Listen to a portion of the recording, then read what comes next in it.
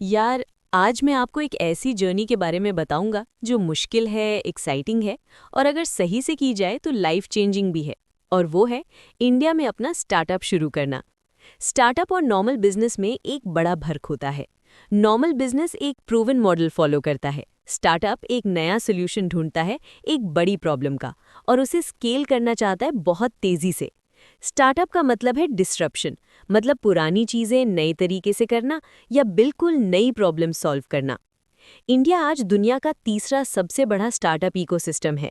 बेंगलोर, मुंबई, दिल्ली, हैदराबाद, पुणे, ये सब cities global startup hubs बन चुके हैं और गवर्नमेंट भी स्टार्टअप इंडिया जैसे प्रोग्राम से सपोर्ट दे रही है।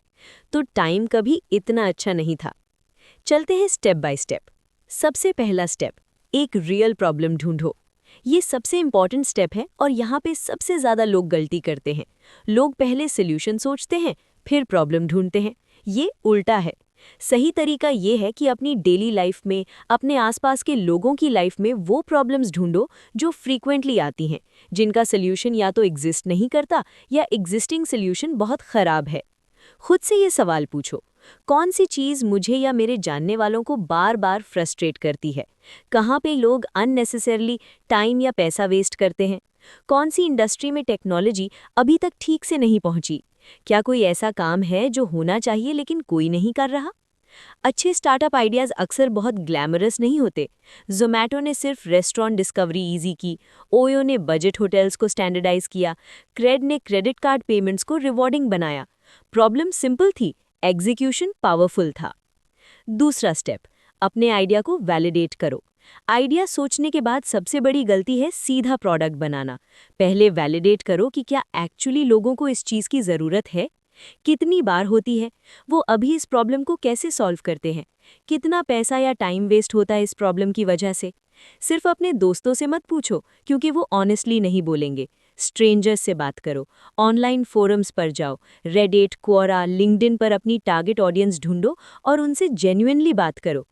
एक सिंपल रूल है, अगर 10 में से 7 लोग बोल रहे हैं कि हाँ, ये मेरी बड़ी प्रॉब्लम है और मैं इसके लिए पैसा देने को तैयार हूँ, तो आगे बढ़ो। अगर लोग कहते हैं कि अच्छा आइडिया है लेकिन पैसा नहीं दूंगा, तो वो तीसरा वैलिडेशन स्टेप, नहीं है। एमवीपी बनाओ, मतलब मिनिमम वायबल प्रोडक्ट। एमवीपी मतलब वो सबसे छोटा और simplest version of your product जो आपके कोर वैल्यू को डिलीवर करे। पूरा प्रोडक्ट बनाना शुरू करने की गलती मत करो, एमवीपी से शुरू करो। अगर आप एक फूड डिलीवरी ऐप बनाना चाहते हो तो एमवीपी ये हो सकता है कि आप खुद व्हाट्सएप पर ऑर्डर्स लो और खुद डिलीवर करो। कोई ऐप नहीं, कोई टेक्नोलॉजी नहीं, सिर्फ कॉन्सेप्ट प्रूव करो। अगर आप एक B2B SaaS प्रोडक्ट बनाना चाहते हो तो पहले मैन्युअली वो सर्विस दो जो बाद में सॉफ्टवेयर करेगा। इससे आप समझोगे कि कस्टमर्स एक्चुअली क्या चाहते हैं।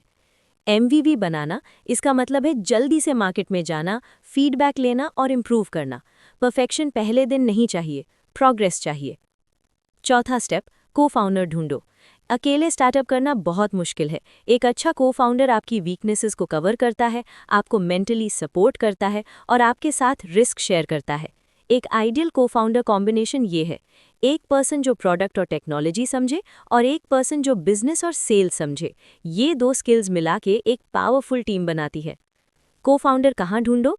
अपने कॉलेज नेटवर्क में, स्टार्टअप इवेंट्स और हैकाथॉन्स में, लिंक्डइन पर, आईआईएम और आईआईटी के एलुमनाई नेटवर्क्स में, योर स्टोरी और इंक 42 के कम्युनिटीज़ में।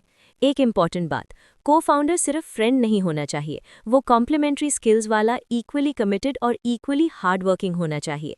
बहुत सारे स्टार्टअप्स को फाउंडर फाइट्स की वजह से फेल होते हैं, तो पहले साथ में कुछ छोटा काम करो, फिर ऑफिशियली पार्टनर बनो। पांचवा स्टेप, कंपनी रजिस्टर करो।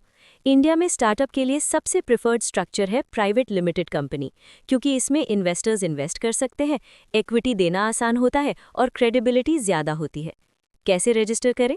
मिनिस्ट्री ऑफ कॉर्पोरेट अफेयर्स की वेबसाइट पर जाओ, स्पाइस प्लस फॉर्म फिल करो, डायरेक्टर आइडेंटिफिकेशन नंबर लो, कंपनी नेम अप्रूव करवाओ और सर्टिफिकेट ऑफ इनकॉर्पोरेशन लो। इसके साथ करो GST registration, startup India recognition. ये रिकग्निशन लेने से आपको टैक्स बेनिफिट्स मिलते हैं और गवर्नमेंट स्कीम्स का एक्सेस मिलता है। एक सीए या लीगल कंसल्टेंट से हेल्प लो रजिस्ट्रेशन में। पूरा प्रोसेस 5,000 से 15,000 रुपये में हो जाता है और 2 से 3 वीक्स में कंप्लीट हो जाता है। छठा स्टेप, फंडिंग के ऑप्शन समझो।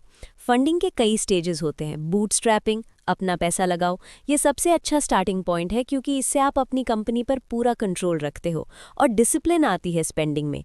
फ्रेंड्स एंड फैमिली, अपनी क्लोज सर्कल से इनिशियल फंडिंग लो, लेकिन हमेशा रिटन एग्रीमेंट करो, चाहे कितना भी क्लोज रिलेशनशिप हो। एंजल इन्वेस्टर्स, ये हाई नेटवर्थ इंडिविजुअल्स होते हैं जो अर्ली स्टेज स्टार्टअप्स में इन्वेस्ट करते हैं। इंडिया में एंजल नेटवर्क्स हैं जैसे Indian angel network, lead angels और मुंबई एंजल्स। सीड फंडिंग, ये तब आता है जब आपके पास कुछ ट्रैक्शन हो। वेंचर कैपिटल फर्म्स या सीड फंड्स ये राउंड लीड करते हैं। Government grants, startup India seed fund scheme है जिसमें एलिजिबल स्टार्टअप्स को 20 लाख तक ग्रांट मिलती है। सिडबी फंड ऑफ फंड्स भी है। अटल इनोवेशन मिशन भी सपोर्ट करता है। एक्सेलरेटर्स और incubators, Y combinator, Sequoia Surge, 100x.vc, IIM और IIT के इंक्यूबेशन सेंटर्स, ये आपको फंडिंग के साथ साथ मेंटरशिप और नेटवर्क भी देते हैं। 7वां स्टेप, सही टीम बनाओ। एक स्टार्टअप की सबसे बड़ी एसेट उसकी टीम होती है और अर्ली टीम मेंबर्स बहुत इंपॉर्टेंट होते हैं क्योंकि वो कंपनी की कल्चर सेट करते हैं। अर्ली हायर्स में ये क्वालिटीज़ ढूंढो। प्रॉब्लम सॉल्विंग माइंडसेट, ओनरशिप लेने की आदत, फ्लेक्सिबिलिटी क्योंकि स्टार्टअप में रोल्स चेंज होते रहते हैं, और पैशन फॉर द मिशन। हमेशा याद रखो कि स्टार्टअप में आप बेस्ट टैलेंट अफोर्ड नहीं कर सकते इनिशियली, तो इक्विटी ऑफर करो।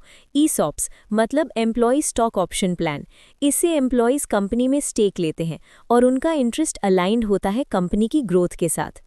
8वां स्टेप, ग्रोथ और मेट्रिक्स पर फोकस करो।